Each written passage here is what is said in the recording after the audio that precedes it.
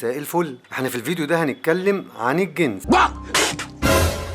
انا ايه اللي خلاني اتكلم في الموضوع المنيل ده؟ ايه هتقول كلام خارج ولا ايه؟ كلام خارج ايه؟ ده كلام خارج وبايت بره كمان. بس خلي بالك الصحاب بيتكلموا في الموضوع ده عادي، وما دام انا وانتوا بقينا اصحاب فهتكلم براحتي، ولا بلاش اتكلم ونغير الموضوع؟ طالما يعني طالما انت قول السؤال تاني. احنا اتربينا على ان الجنس والحب اتربط بقله الادب، انت عايز قله ادب، وانه حتى التفكير فيه حرام، لكن في فرق كبير بين استخدامه في الغلط. يعني انا مثلا عايش لوحدي وانت ست حلوه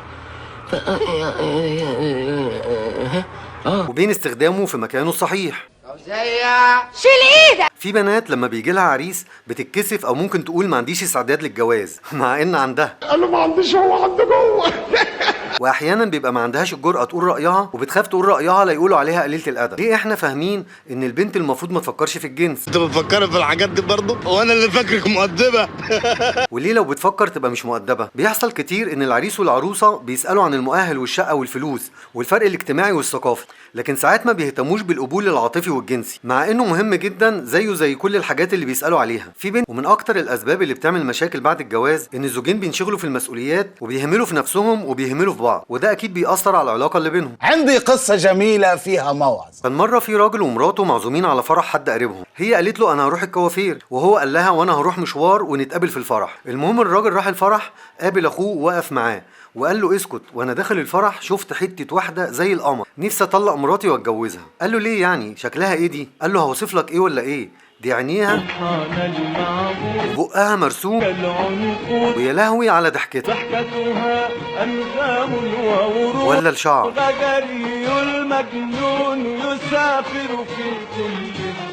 وتسمع تكات الكعب العالي وهي ماشيه وكانها سيمفونيه. بص حاجه كده كانك قدام بيت شعر او لوحه فنيه. قال له معقوله هي حلوه قوي للدرجه دي؟ قال له انت فاكر البنت اللي عمرو دياب غنى لها لما كان سهران؟ قال له لا مش فاكر. قال له في مره عمرو دياب كان قاعد سهران في مكان مع ناس حلوه، وبعدين يا سيدي دخلت واحده عملت ايه بقى؟ عملت قلبان، كله بقى يسأل مين الحلوه. المهم البت كل حاجه فيها كانت حلوه، لون الفستان للكحل المرسوم على العين قلبتها جنان. عمرو دياب ساب كل ده وكان عايز يعرف هي دي جايبه جمالها منين؟ هتجيبه منين يعني يا باشا؟ ده جمال رباني. المهم صاحبنا قال لاخوه اهو البنت اللي انا شفتها دي احلى من البت بتاعت عمرو دياب وعبد الحليم. ايه ده؟ استنى اهي واقفه هناك اهي. اخوه لما شافها قال له ايه يا معلم انت شارب حاجه ولا ايه؟ هي دي اللي انت عايز تطلق مراتك وتتجوزها؟ دي مراتك اصلا. مين؟ قال له مين؟ قال له يا عم فوق، بقول لك دي مراتك. قال له لا يا عم مش دي خالص. قال له لا هي دي مراتك. قال له انت ما شفتش التانيه في البيت عامله ازاي؟ التانيه طول النهار رابطه راسها ولازقه ورقه طلبات على وشها. قال له يا عم لا بقول لك هي دي مراتك. قال له بص دي عامله زي الملائكه ازاي؟ التانيه مرعبه. ده طول النهار صوتها جايب اخر الشارع لحد ما اتسرعت انا والعيال. قال له صدقني هي. قال له يا عم دي واقفه ساكته، التانيه ما بتسكتش، ودي بتضحك، التانيه وشها عامل ايموشن بوز. اخوه قال له طب تعالى نكلمها ونتاكد. واول ما راحوا لها ولقوها اخدت اخوه في جنب وقالت له مين اللي معاك ده؟ قال لها ده جوزك. قالت له مين؟ قالت له ما تهزرش، بقول لك مين ده بجد؟ قال لها بجد جوزك. قالت له لا ده لابس بدله وشيك، لكن التاني قاعد لنا طول النهار بالفانيلا الله خلاص فهمت، بس هو ده جوزك. قالت له لا ده بيبص لي باعجاب وعينه ما اتشالتش من عليا، لكن التاني طول النهار مبرق ومتنح ومندهش ومكشر. قال لها يا ستي هو. قالت له ده انا شايفاه بيهزر ويتكلم معاك، لكن التاني ما بيتكلمش، انا شاكه ان هو اخرس اصلا. المهم قال لها طب تعالي نروح له وهتتاكدي. وراحوا له، واول ما شافوا بعض ولا اقول لك كفايه كده. المهم في الاخر الاتنين اكتشفوا ان كل حد فيهم عنده حاجات حلوه ومبهره، بس للاسف ما بيظهرهاش لبعض. انا حاسس انكم عايزين تعرفوا لما شافوا بعض حصل ايه. ماشي. هو قال لها ايه القمر ده؟ انت حلوتي قوي. وهي قالت له ايه الشياكه والجمال ده؟ قال لها احنا ليه بقى ما بنشوفش الحاجات الحلوه دي في البيت؟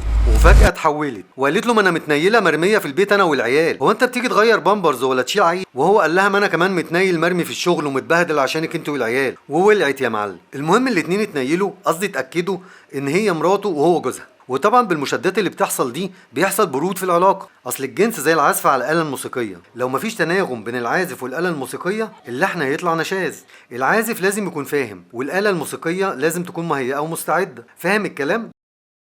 يعني لازم يكون فيه رومانسيه، مش اي حاجه كده وخلاص. يعني خليك فنان زي عمرو دياب واستغل الفرصه. فرصه يلا نولع شمعة النور يطفي، اهو دي رومانسيه. واشوشك وافكك بكلام تتخطفي دي مجازا. هو هتحط لها منوم في الاكل. دي مراتك. يا نعمة وهدية في حضني، تعالي تحدفي يعني تتحدف في حضنك، مش تتحدف من البلكونه، فهمني طبعا. انا قصدي اهم من الشغل هو تظبيط الشغل. يعني مثلا ما تبقاش راجع من الشغل عرقان ومتبهدل وحاجه تقرف وتقول مش طايقاني. طب هو انت طايق نفسك ازاي اصلا؟ يا ابني رجلك حرام عليه موتاني، ريحه بكابورت طلع. واحرق يا حيوان انت قذر. وانت خلي بالك ان ممكن يبقى جوزك جاي من بره وحاسس ان انت وحشاه. يعني ايه؟ مش فاهمه. يعني عايز يقرب منك. مش فاهمه. يعني عايز يقضي معاكي وقت حلو. مش فاهمه. يعني عايز قله ادب. فهمتي كده؟ انا مش فاهمه حاجه اطلاقا. ايوه يا ضنايا.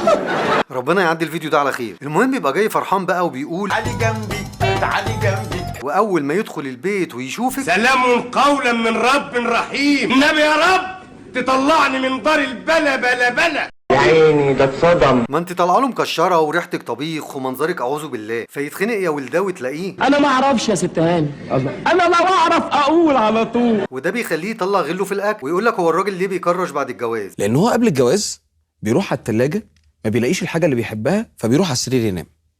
بعد الجواز بيروح على السرير ما بيلاقيش الحاجه اللي بيحبها فبيروح على التلاجة ياكل. المهم انا قصدي نهتم بنفسنا وشكلنا قدام بعض، وبرضه ما ننبهرش بالمشاهير والنجوم، لان طبيعه شغلهم اللبس والمكياج وانهم يبانوا حلوين، لكن هم في بيوتهم ناس عاديين جدا وبيبقوا زينا عادي، فما تقارنهمش بشريكك او تقلل منه. يعني شويه اهتمام وهنبقى زي الفل. وخلي بالك الجنس مبني على الجواز، لكن الجواز مش مبني فقط على الجنس، لكنه من اهم اعمده الجواز. الجنس سلاح ذو حدين، يعني على قد ما هو مهم وضروري ومتفرع منه حاجات مهمه في حياتنا زي المتعه والحب والجواز والنسل، لكن المفهوم الغلط للجنس تسبب لناس في عقد نفسيه وكره للجنس وخلانا نشوف التحرش والاغتصاب والشذوذ والجرائم اللي ممكن توصل للقتل. وعشان كده ضروري يكون عندنا ثقافه جنسيه. عدم الثقافه الجنسيه بتخرج يا اما شباب ساذج، اصله حاول يمسك ايدي يا بابا، ما كانش لسه مسك ايدك يستجري، ده انا كنت قطعتها له، وبعد ما يحصل مشاكل كنت سيبيه يمسكها يا فوزيه. يا اما هيطلع شباب عنده جرأة زياده وتصرفاته مش محسوبه. هو يا تلحقوني يا اما هقول له بحبه وهفضحه. اصل موز اوز. يعني نربي عيالنا كويس ويكون في اعتدال. وعشان مفيش ثقافه جنسيه فوصل انه في حالات في اطار الجواز شايفينه عيب وبيتكسفوا يتكلموا في تفاصيله او التعبير عن الاحتياج ليه او الاستياء منه. طبعا الحياء مطلوب، لكن المفروض يكون في حوار محترم وصريح بين الزوجين عشان يقدروا يعبروا ويفهموا بعض جنسيا، لان بسبب عدم الحوار ده بيحصل انفصال وطلاق، او ممكن يبقوا عايشين مع بعض وفي فجوه ومسافه كبيره بينهم بسبب الجنس اللي بيبعدهم عن بعض بدل ما يقربهم. ولو احتاج الامر ما يكبروش ويروحوا لدكاتره متخصصين. اهلها يخبوا عنها المعلومات الضروريه وترسخ في ذهنها ان علاقه الزوج والزوجه علاقه مش شريفه، وده اللي خلاها من غير ما تحس بتتصرف معاك بسلبيه وخوف.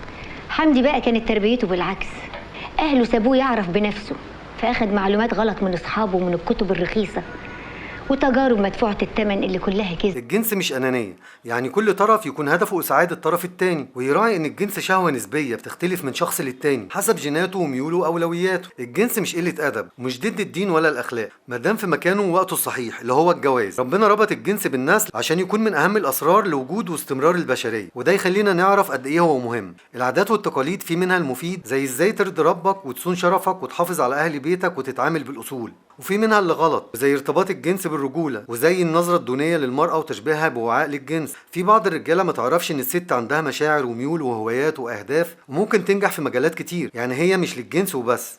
الضغوط والمشاكل الأسرية مع زيادة الأسعار والأخبار المتعبة والحروب كل ده بيأثر على النفسية وبالتالي بيأثر على العلاقة الجنسية. الفنان عادل إمام في فيلم النوم في العسل اتكلم كويس عن الموضوع ده. لا يا فندم، أصل دول جريمتين قتل ومشاجرات متعددة بين الأزواج والزوجات. يا مجدي في 1000 سبب وسبب يخلوا الستات تتخانق مع الرجالة والرجالة تتخانق مع الستات، وبعدين احنا شعب عنده حياء، يعني الكلام في المسائل دي عيب يا مجدي. الجنس ده ربنا خلقه في الإنسان، الحيوان والطيور والحشرات حتى النبات، لو اتعدم الدنيا تتخرب.